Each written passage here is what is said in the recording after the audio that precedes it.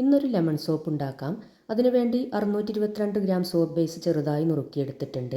പിന്നെ ഒരു ചെറുനാരങ്ങയുടെ നീര് ഫുള്ളായിട്ട് മിക്സിയിൽ വെള്ളം ചേർക്കാതെ അരച്ചെടുത്തതിന് ശേഷം അരിപ്പയിൽ അരിച്ചെടുക്കണം. എന്നിട്ട് ഈ നീര് ഒരു ഗ്ലാസ്സിലേക്ക് ഒഴിച്ചു കൊടുക്കണം. അതിലേക്ക് വിറ്റാമിൻ ഇയുടെ ഓയില്, വെളിച്ചെണ്ണ, ഗ്ലിസറിൻ, കറ്റാർവാഴയുടെ ജെല്ല് ഇതെല്ലാം കൂടെ 31 മില്ലി എടുത്തിട്ടുണ്ട്. എന്നിട്ട് നന്നായി മിക്സ് ചെയ്തെടുക്കുക. ഡബിൾ ബോയിൽ ചെയ്തെടുത്ത സോപ്പ് ബേസിലേക്ക് ഈ ജ്യൂസ് ഒഴിച്ചു കൊടുക്കാം. ഇനി ഒന്നുകൂടെ മിക്സ് ആക്കിയതിന് ശേഷം ഇതിലേക്ക് വേണമെങ്കിൽ കളർ ചേർത്ത് കൊടുക്കാം.